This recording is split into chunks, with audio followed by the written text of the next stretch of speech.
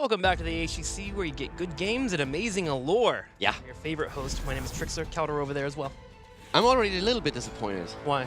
Like I'm questioning my life decisions here because I actually posted a Twitter poll, and right now the result is not quite what I expected. I mean, Illidan Hot or Not is a pretty easy question to answer. I thought that was pro forma.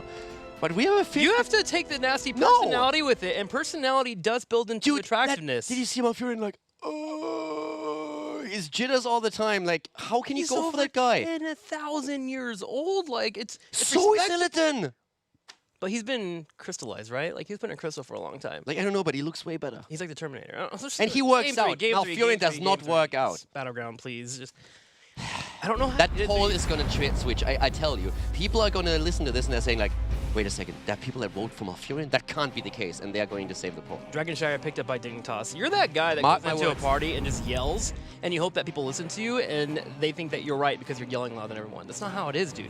He's not just hot because you say it. I'm sorry. No, he's hot because it's true. Okay. Hey, if you have the choice, okay, you're weird, so that doesn't count. But like outside of that, I'm not interested in any of them, to be honest with you. I just like. I mean, I heard from Josh earlier they're supposed to be twin brothers. Yeah. The first thing that comes to my mind is just like, dude, get some glasses, because that's not the case. Okay, so our last tidbit on this before we stop talking about it, because it's ruining our cast, Caldor. No, it's not. Josh was so upset that we ruined the lore so much that he came in during our break and he gave us a history lesson. It was brilliant. On the I almost said the wrong word. The love triangle between the three of them. What did you say? I'm not going to say it. It's not the correct approach, but I almost said the wrong word. And I don't want to get in trouble because it's a professional podcast. But apparently we were wrong in our lore, and we apologize for that if we offended anybody. No, our lore is better. My bad, you know. Okay, you can tell me whatever you want. Our lore might be wrong. It's very, very entertaining. It's an entertaining lore. Yes. Summing up one character into one sentence is very entertaining. Now, moving into Shire, Dignitas, this is a favorite for them. Right, Caldor? I'm still stuck. I'm stuck in this room here. Open the door and go through Shire. Yeah. Macro. Shire is definitely one of the maps where they had in the first phase of 2018, they had a 9-0 track record on Shire, and they continued their positive trend on the mid-season ball. So this is definitely one of their favorite maps to close out a series. It's one of those maps, too, where they seem to really enjoy / have a different style of putting one person in that bottom lane and allowing for the tank and the support to rotate as needed between middle lane, top lane. And they just have someone that can clear well, whether it be Chromie with trying to Dragon's Breath the back line of a minion wave, or even Hanzo with that explosive arrow later on level 4. It's a thing that Dignitas does really well, and it's actually pretty strong. Do you know who was actually like really strong on this map for a long time? Who?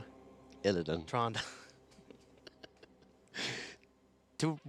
Yeah, but that was a really long time ago. Yeah. Tirana was actually good on the map for a long time because you could interrupt any kind of channel on the Dragon Knight with the Owl, and it could stall it out. And when we still had the Muradin Tirana meta, you could simply rotate between mid and top lane and try and get kills the entire time.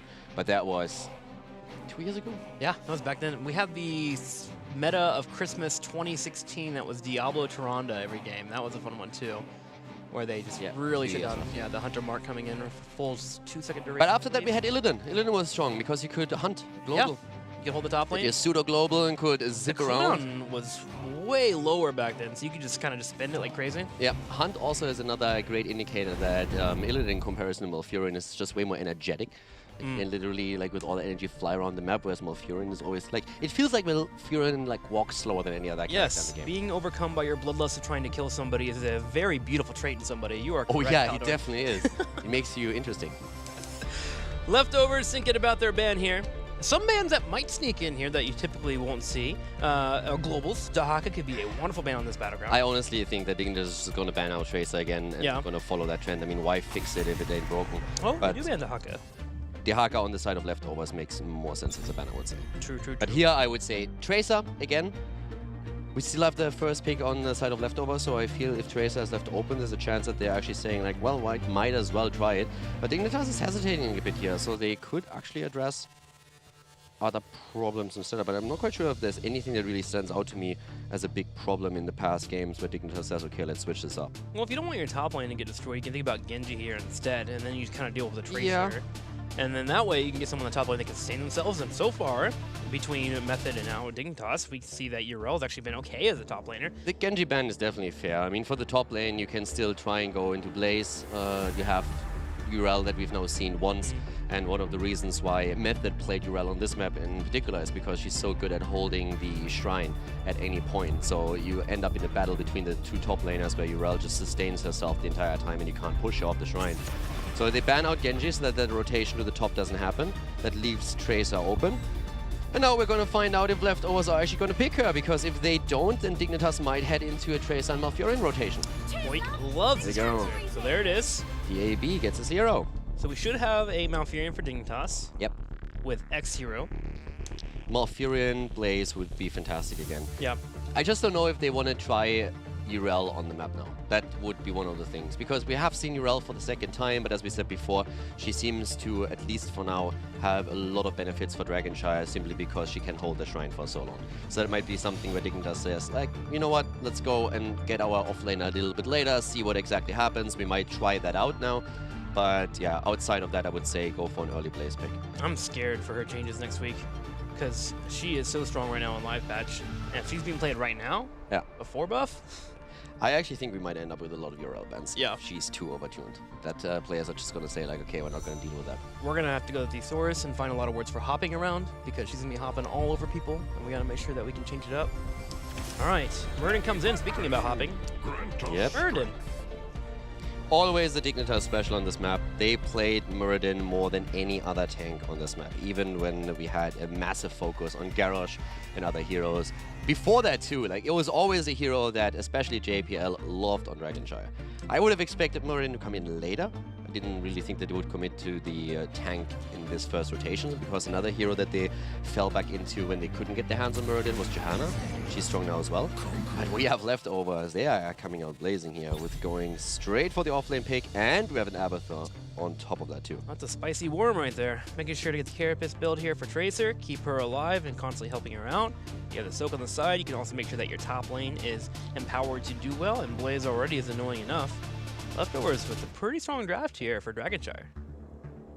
Yeah, I'm liking it. The Abathur is always a bit of a question mark on Dragonshire. Question mark in the sense that we have seen Abathur here in the past, but traditionally teams shy away from him a bit because it makes it more difficult to control the shrines. But he offsets any kind of 1 versus 1 setup on the top lane, which can be pretty fantastic if you are trying to win that lane. But of course you have one less body on the map, and therefore sometimes the shrine control is a little bit difficult, especially at the start. Can also get snowballed. But he has been played here, but traditionally the better Abathur maps are Towers of Doom, Cursed Hollow. Those are the strong ones. You just have to really reduce the errors that you have in the early game with Abathur. As you mentioned, the body count not being there. If you lose out on somebody getting traded out, then suddenly Team Dignitas can make a play for that shrine. And next thing you know, you have an early dragon coming at you, and you have turrets falling, and they have an experience lead. Now, Leftovers answer back with a ban on Phoenix. Phoenix has been a pretty common top laner, but also we've seen Dignitas run it as a pure damage dealer. That Salvo has always been a good tool, especially to punish those coming out of a bunker. Then again, at the same time, you can also make the argument that whenever you have Phoenix going in for the Salvo, the bunker can be used to mitigate it. It's one of those things where it's like, okay, who uses timing first? Based, exactly. Yeah. We had a similar setup back then with Zeratul going up against Tyrael, for example. Who drops it first? The Void Prison coming in and then a Sanctification, or the other way around? But yeah, that's another one of those. But okay, Dignitas at this point still need a bit of damage output. We have Genji taken away. We could still see on the mage side Liming, for example, taken. Good auto attack against Tracer would also be nice. Yeah, I think with... There's Liming. There's Urel, so the two heroes that we pointed out. Urel in the top lane once again here. She just doesn't die. Yeah. Just one of those heroes that, man, she can hold her place for a while. As mentioned by Ethereal in the interview yesterday when we talked to him, why did you pick up Urel? Why do you think she could be strong? He mentions that she can hold a place down pretty well and forces your opponent to have to bring more resources to that side of the map, which means that Dignitas or any person that has Urel should be able to get stuff on the map. The best thing about talking to Ethereal is that he's always so... He's so absolutely in one corner of the argument, which is just always so much fun. He's just like, she's just straight up broken. She just can't die. It's impossible. It's impossible to kill her. And It's so super fun to talk to him. He's amazing for the interviews, and I hope we're going to get him a bit more when Method takes victories. But yeah, Urel, he seems to be really on board with the sustain that Urel provides. And again, keep in mind, this is all pre-patch, so we should see her a lot next week. What's going to be the next hero, though? We're going to be looking at Snitch at this point. Is it a Hanzo? Could be. I mean, you are in a situation where it's going to be a little bit difficult to keep you alive, right? If you are not only going up against Tracer, but against a Tracer Abathur. Difficult to maybe stay alive if you get dived, but difficult for minions to stay alive against him. And you want that Giants to be cleared out quickly. You want those Night Camps to be grabbed. Hanzo gives you that. And of course, the engages we got last game. Not too shabby from him. Yeah. Leftovers mixing it up from the way that they're drafting in all of the series. We had the double support in the first game, then we had this heavy engage composition in game number 2. Battlefield of Eternity, of course, a bit of a different beast in terms of maps. And now they have a global aspect with Abathur. We're seeing, again, a bit of a double support. I mean, they don't have a full support here. They're running this with a Tacita and with an Abathur. So we don't see the traditional double support where you have a main support and then the pseudo support next to it, but we're just seeing 2 of them combined, which is actually a pretty cool approach. And that's something that we've also highlighted. We actually talked about that in Phase 1 quite a bit, that with Abathur now coming into this position where with a Carapace build, you will sometimes see him even as a solo support, depending on what kind of build you use and how you try to approach fights on the map. Tacita bringing now shields into it too. That makes for a really interesting setup. And you have an added layer of defense on the side of Blaze, of course, which has always been a good argument to make certain support combos. Shine's 2 combo is a great example for And they drafted to make sure that the errors that you could have in the early game is reduced dramatically. Johanna can stay alive by herself. Blaze should be able to do well by himself. Tacita has dimensional shift if he needs to get out. So it's all about Tracer here. And DAB has been doing great in the past on her. Yeah, and talking about DAB, 2 left, boys and girls, we have leftovers with Podibos on Blaze, Mopsy on Johanna, the Kidney on Abathur, Linked on Tacita, and DAB on Tracer. On the right side, Zelia to play Malfurion, Snitch on Hanzo, We'll Be Back on Urel, JPL on Muradin, and Poik on Li Ming. Poik on Li Ming here. But yeah, I like the creativity that we have in drafts this weekend. It's always small adjustments, tiny ones, but I really think it's pretty cool that we have now again a Tacita and Abathur combo as the support side. Both of them, of course, add a lot more to the team composition and also the strategy that you want to play on the map. In don't only provide heals here. We have a lot of self-sustain through Blaze and also Johanna, and also open level 1 here. So a lot of the focus is going to be on Tracer for Abathur and Tacita. And she is going to be looking to perform here. Automatically jumping in these fights, making sure no one can mount up. Zelia going toe-to-toe against her. JPL actually sharking around the corner here, trying to get the Storm Bolts. As Poik will try to park from afar. It's mostly this top lane that I'll be keeping an eye on. Is Blaze actually not going to go up here? Blaze still sitting in this middle lane. Looks like Abathur is actually just going to solo against Urel. I mean, someone will have to rotate up to the top eventually, or we're just going to see that being pushed out. Wubi for now is just dealing with the situation here, but he can definitely push it out eventually. Even though in this patch, in this iteration, we don't have the massive wave clear on the side of Yellow, it's still sufficient to push Abathur back eventually. For now, having a bit of a difficult time as Abathur's getting that pushed in, but Blaze is already starting the Night Camp here in the top left corner. Leftovers looking to get aggressive with that camp. Something that we've seen a few times by different teams. Instead of going straight for your Giants, you'll grab the Knight and the Giant at the same time. You have to watch out for an invade though, because that could prove a little costly, especially if Team Dignitas catches wind of this. This is actually going to be interesting because with the 2 camps already taken, and especially the Night Camp now being acquired too, that's going to push the top lane heavily, and I don't think that Wubi alone can deal with that, and Abathur helps out. They could definitely get a tower too if they play their cards right here. We're going to play it aggressive. Tracer and Johanna actually can rotate to the top here too. Have Abathur soak in the middle lane. Bodyboss already grabbing the shrine at the top. Tracer's starting to make her way over. He's trying to slow down Li Ming to get out to that area. Wubi has to be careful here because Abathur can always head Blaze, and that's something that you just simply can't win. DAB is now moving into. So at the beginning, Dignitas was able to control both shrines, mainly because leftovers were going for 2 camps at the same time. But now, of course, that balance shifts a little bit since the leftovers are pushing in. And this is really the moment when ideally you would like to take a tower. They're working on it already. Wobby steps up, he's knocking away the Spell camp so they can focus this down quickly. Poik here helping to clear out too. And leftovers about to have another minion wave here too. But they're actually getting chunked pretty quickly. Poik able to get some damage on DAB, and that means they have to back up. This Night Camp doesn't do what exactly Leftovers is hoping to get. Yeah, they got a bit of damage onto the wall, but it's not really too much. Now, Tacita is very much alone against Hanzo in the bot lane and can't really do a lot here either. But yeah, so far the rotations are not really working out perfectly for them just yet. They have... I mean, they're really struggling to make these rotations as quick as they were hoping for, and Dignitas is actually doing fairly well with their more traditional composition here right now. Wouldn't mind if having a little bit more commitment in the top lane. Even Johanna coming in could have been good. But Mopsio here in the middle lane trying to clear out, but also to deny Team Dignitas from grabbing the point. But with him not having an Iron Skin here, he could be in trouble. He has to back up. And that will give time for Li Ming to rotate over, start to the channel. Flashlight is available here. There we go. And now the channel comes in. Poik might get this. Yeah, he definitely will. This is the problem of not having that fifth body at the beginning of the game, and it's really a bit of an issue for them right now. So we're having, at this point, Tracer not getting any kills just yet. The Dragon Knight has been stolen. Dignitas is looking strong in the middle and is now gonna get that lead and experience thanks to structures that they eliminate. There's one. Second turret should be cleaned up pretty quickly too. Bottom lane's already had a lot of pressure from Hanzo early on as they were cleaning out. Against Tassadar, sure. Tassadar can slow it down, but with that turret already taking a little bit of a bruising, the Dragon should be able to clean up that one on the bottom side, and then maybe they can get a fourth here. Leftovers will try to delay that with DAB already turned down. Most of the damage for the team there. I honestly think that especially when we're talking about the level 7 talent for Wubi, this is just such a fantastic talent for quick rotations between two lanes. So in the solo laner perspective, she can easily then soak two of the lanes with Divine Steed. It's just absolutely gigantic to have these quick transitions between mid and top lane. And especially with added numbers and wave clear then in the next iteration, she should be fantastic in that role. Scary, that is for sure.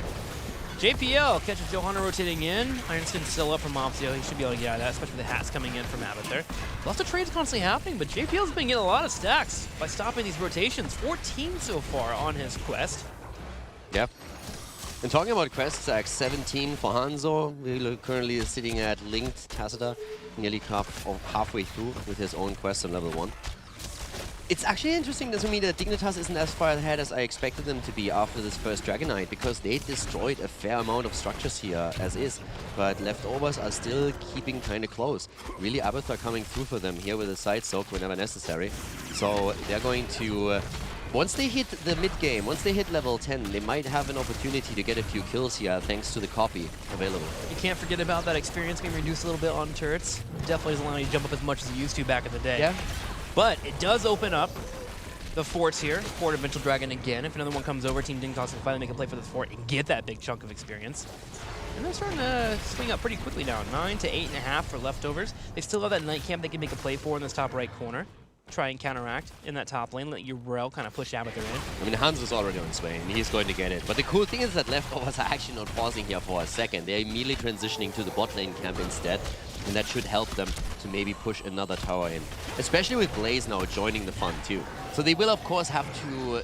I mean, they need someone to really move to the top. Abathar alone can't hold that camp. But as long as they get something down here, they're going to catch up a bit in experience, and they will get the level 10s in time as well. But Dignitas has that small window where they might be able to force an engagement and maybe even get a kill. Yeah, especially that 10 coming in. Muradin's already sharking around to the back here. Can hop over if he needs to. Hopefully they didn't take the safe route and just come and help defend against this Night Camp. Fort's more important than getting kills. JPL hops in.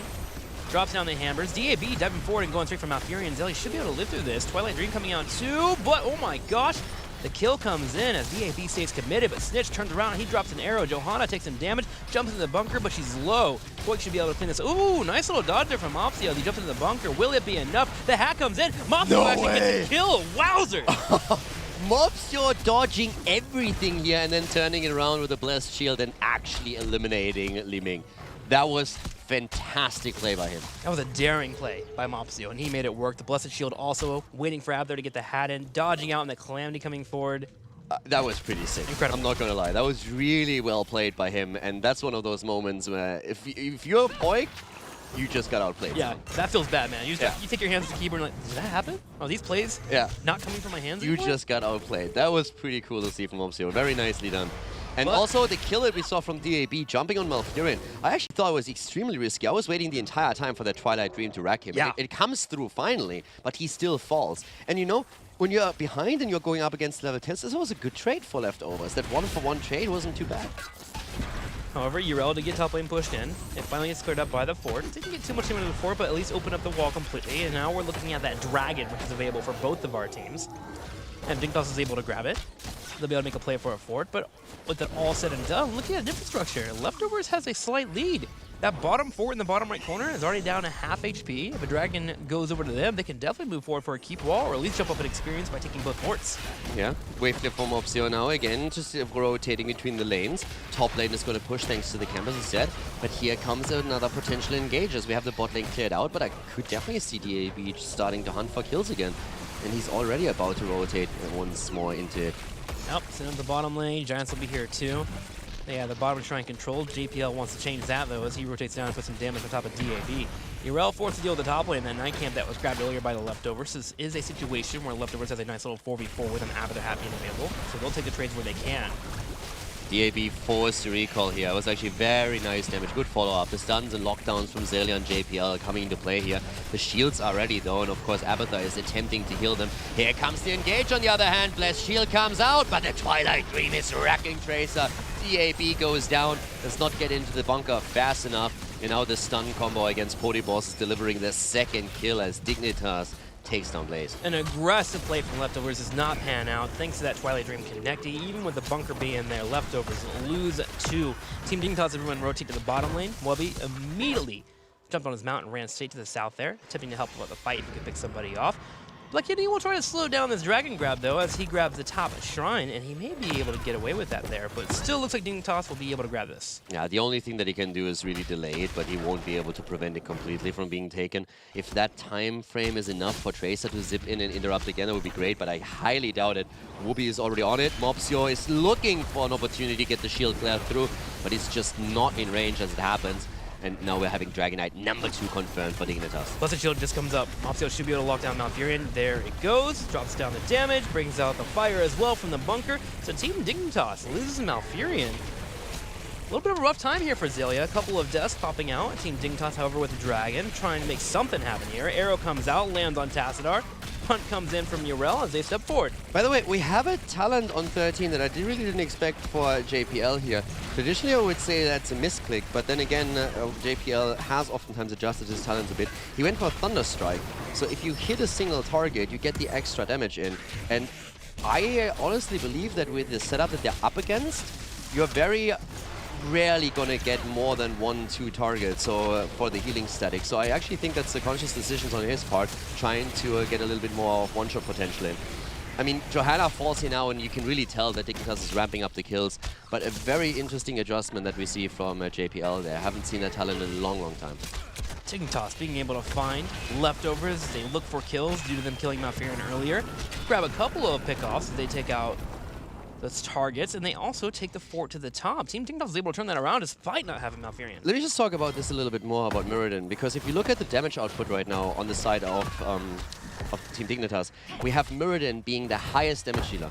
31,000 for him. Second highest is Snitch on Hanzo with 25,000. So there's a pretty significant difference in damage output. And a lot of it comes down to the Storm Bolts that we're seeing from JPL, but Thunderclaps on make definitely a huge difference here as well. So nice moves by JPL here, really carrying the team. And against Podyboss, every single clap now really hurts. So he's working on his positioning, making this a little bit different, not playing for the traditional setup where you want to be inside of 3-4 opponents. So he's just trying to make sure that he always has a position where he only hits one target to get that massive damage output in. And that really threatens a team that doesn't have a traditional support. Leftovers are trying to force a fight here and get a kill due to that arrow missing earlier from Team Dignitas. They just can't find them. Team Dignitas continues to survive well. Urel on that front line, never falling below half health. You have Muradin hopping in and hopping out, applying damage. I mean, we saw Blazer go underneath half HP thanks to the full combo coming out from Dignitas. Leftovers in a bit of a difficult situation, a bit of a pickle, if you will, are going to have to find a kill somehow, but they are behind a level and a quarter. Yeah, and it just gets worse. I mean, we've been talking a lot about JPL, and he does the same thing again, but it's also ramping up the stacks. He's on 31 now for his Storm Bolt, so with the Perfect Storm as a level 1 talent, the damage output is getting pretty significant. And you can tell how he alone already can chunk down DAB here. And they are, again, trying to chase Tracer down. There's no way for DAB to escape. gets blown to pieces by Poik, so very good kill confirmed again. Dignitas, of course, has the talent lead too, which really helps their cause. And now we have a massive push set up through the bot lane with a double camp. And even the top lane is being pushed and forces Blaze to respond. With DAB down on Tracer, the damage for Leftover is significantly reduced. Team Dignitas will push in this bottom lane. It has a Night Camp and Giants already, and take down the fourth. They are now 17.25, playing for the Dragon here. Blaze attempting to slow it down here in the top lane, and Wubby will contest. This should be a brawl for a while here, as Bodyboss is going to step up. But with Urel being here and having that extra armor, should be able to force him away, and he will retreat. Yeah, Abathur can help out, but Abathur is also needed on a place on the map, even delaying Snitch here with a channel attempt, and no one else is even close to interrupt this. So another Dragon Knight for Dignitas, and they are, of course, just looking to open up the entire map, make sure that they're going to get a keep soon. They still have the talent advantage for a few more seconds, so they can easily jump on the fort and take that down, and then the only question that remains is, are they going to be able to get onto a keep already? And keep in mind, we're only 13 minutes into the game, so that Dragon Knight can still be bursted down pretty easily. But yeah, Dignitas is taking a significant lead here. With so much brawling, it feels like we're much later into the game here. Yeah. But Team Dignitas has a mini wave heading towards the south side. Urel coming down as well to join in the fight while top pushes in. Should be able to at least get this keep wall, get some keep damage in there. Leftovers, however, with hitting level 16, having the same talents here, is intending to fight and even looking for a flank, but JPL will prevent them from coming over to the right side. Poik actually stepping out, thinking maybe they can get a combo on Blaze here.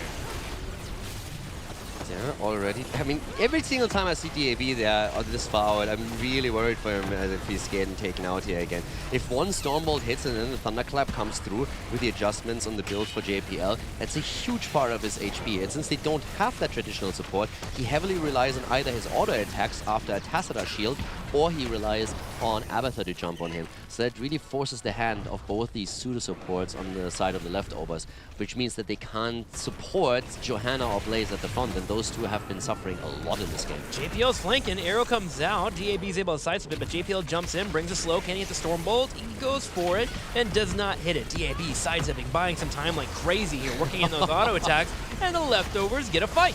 DAB really just zipping left, right, bottom, center the entire time. He's all over the place, doing well here. Dodging a lot of the CC that comes out against him. Another Stormbolt dodge, but it's definitely not easy for him. He knows that if he's getting hit by one, he's most likely going to fall.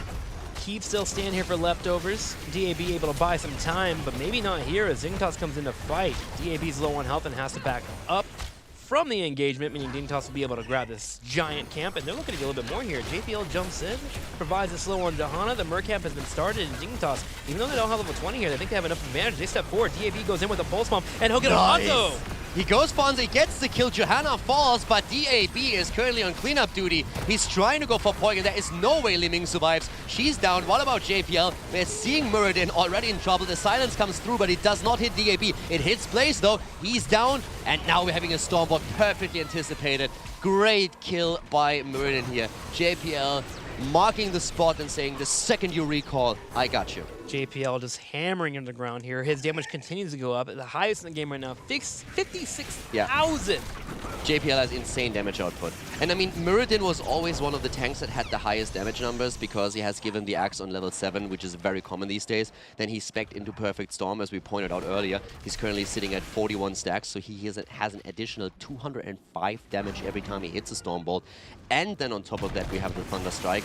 That is just giving him a massive, massive output in on-point damage, in burst damage, actually. And with him now also going Rewind on 20, if he gets a full combo off with Stormbolt, Clap, Rewind, Stormbolt, Clap, and weaves a few auto attacks in as well, timing that perfectly, he just can basically one-shot any of the squishies that we're seeing on Leftover side. Dignitas about to make the core pretty squishy here as they get set up for the Shrine. Top Shrine, bottom Shrine already grabbed. Muradin buying a little bit of time here in the top left corner.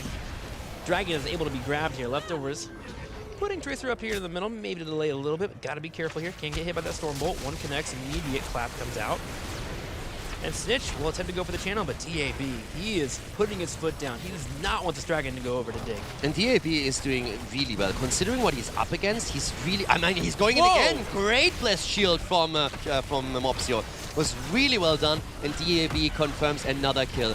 Whoopi is jumping in, but this arrow is something that he didn't see coming. He gets the immediate hat from Abathar and is able to survive through this. We talk a lot about the damage numbers here, and we're definitely talking mostly about JPL, who is now working towards 60,000 damage, but DAB is a close second, currently sitting at 55.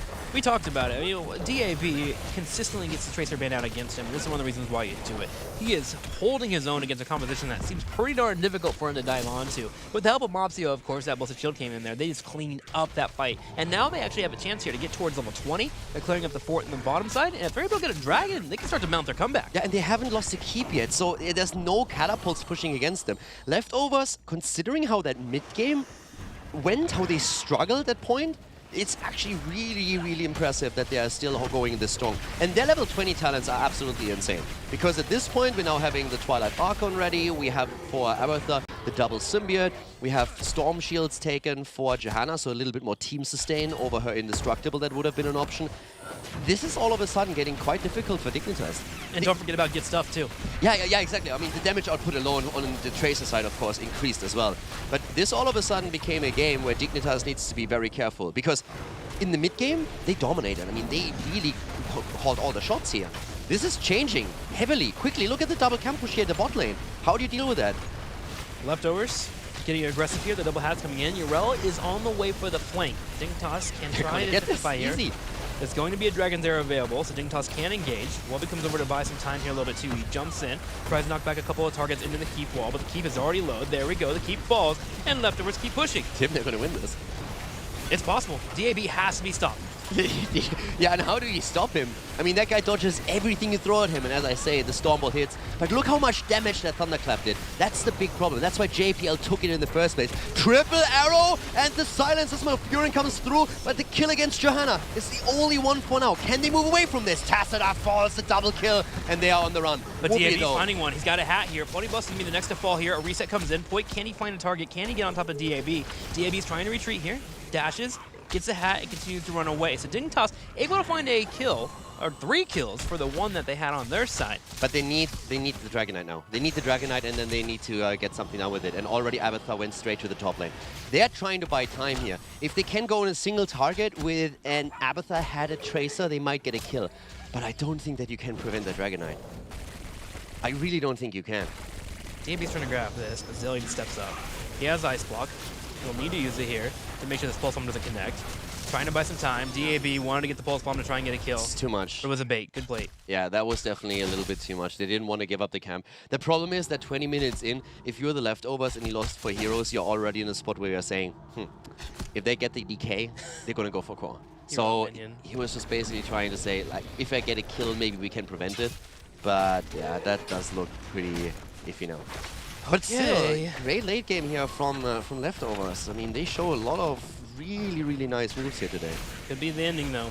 Tracer's not here for 30 seconds. That play on the Giants may have cost the team here the win. Team Dignitas groups up and goes straight for this keep. 81,000 damage on Tracer now. That's a 20,000 damage spike just through the last team fight that we saw after Get Stuff was picked up. But now the keep is about to fall, and I mean, that's 15 seconds on Tracer. The damage is just gone. We have the Twilight Archon again being ready in 2 more seconds, but I think that's going to be a bit too late. And Dignitas is just jumping on the core here. Yep, Twilight Archon gets kicked away, and that Dragon Knight is just murdering the core.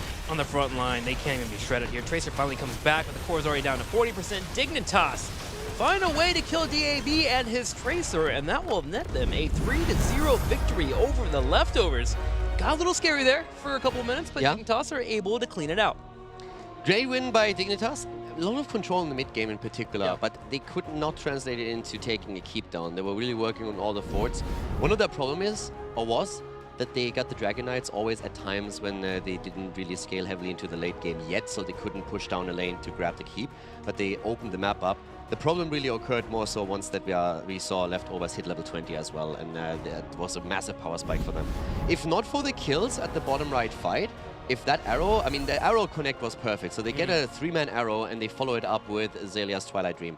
If they don't get that move, I actually think that we could have seen Leftovers win this game, because they open the keep. If you don't get those 3 kills that they got there, I mean, where do you go from there on? Yeah. All of a sudden, you have a global against you with Abathar. You have Tracer, who's extremely mobile on the map, and an opponent that has pretty much went going toe to toe with you in most of the fights, and you have a Twilight Archon against you too. So that fight, as dominant as the game looked from Dignitas' perspective for a long time, that fight I think was absolutely crucial for Dignitas to get that triple kill. I mean, Dignitas gets a 3-0, but Leftovers really made sure to put a couple speed bumps in there. The kills right before a Dragon pops in, Malfurion in particular getting picked off pretty often there from Leftovers is, again, a sign of them continuing to grow.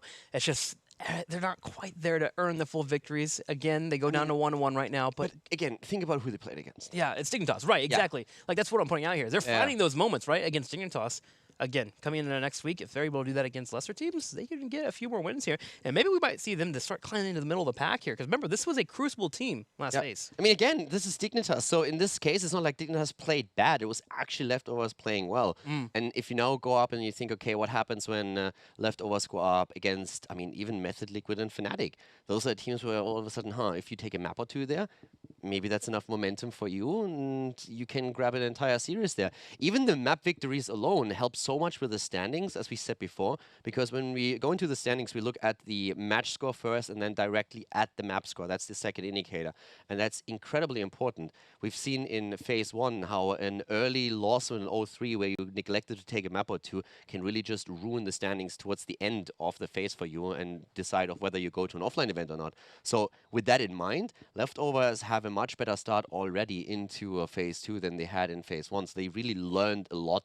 They continuously improved. Mobster came in and he also said that he had, like, him playing with ADRD for so long helped him a lot to understand a lot about the meta, about how to approach the game, about how to call, and he brings that to the team now, and you can tell that already by just watching them here.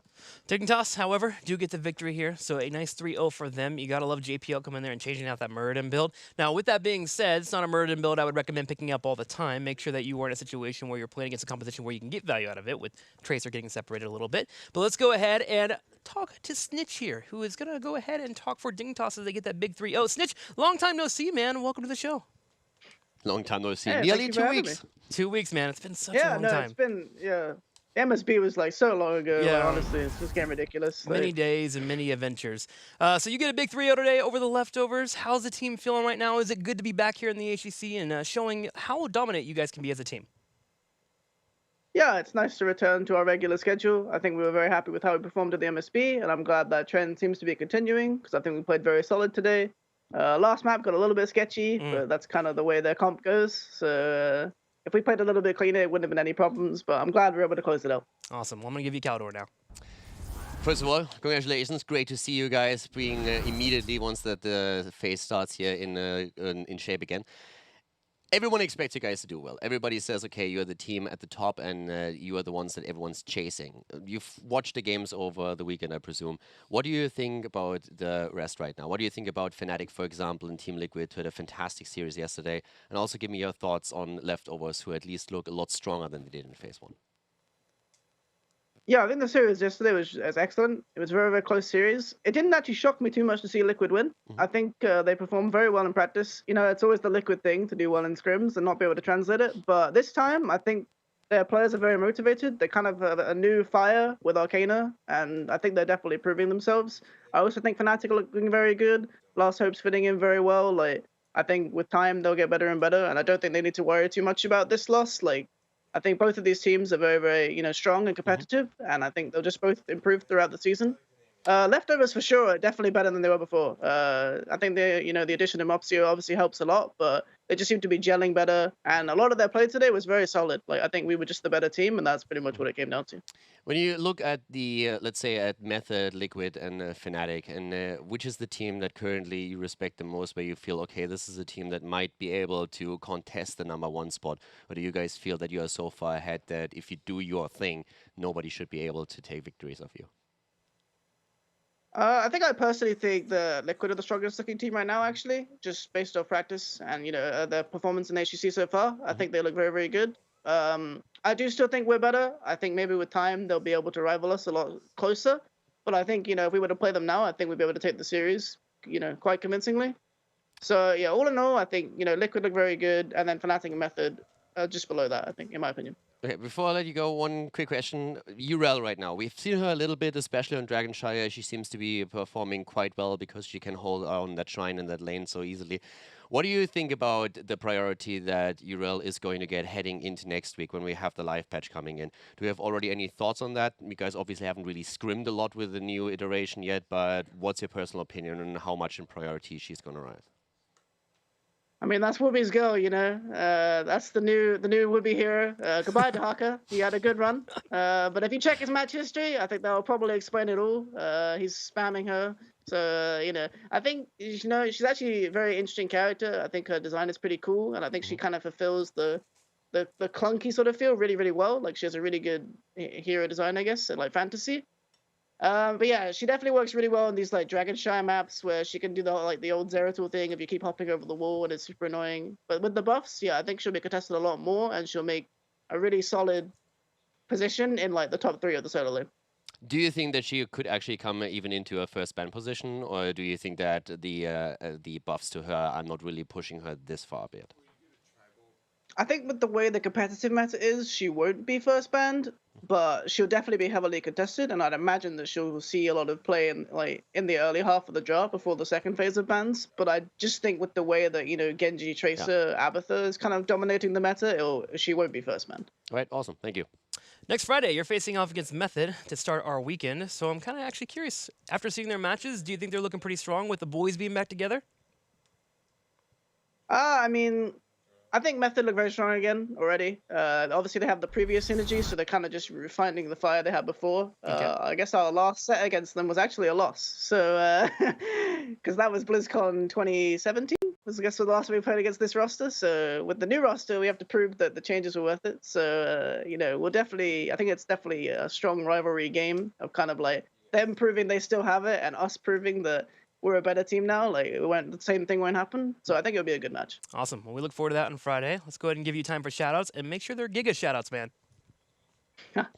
Cool. Giga shoutouts to my team. We played really well today. Shoutouts to Team Dignitas and our sponsors and all of our fans of the Discord. Wowee. Thank you very much for the fans for watching today, and we'll see you next week. Awesome. Big victory here for Dignitas as they get a 3-0 over the Leftovers. Next week, they'll be facing off against Method, which will be a fun series to watch, and it's kicking off our weekend, too, so that'll be a good one to tune into. Yeah, it's definitely going to be a great game here, and as you said already, Method has to prove that they still got it, and so far they've done a great job in the first series that they played, but of course we want to see a little bit more of that match.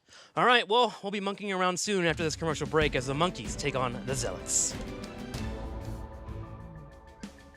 So they're doing pretty well.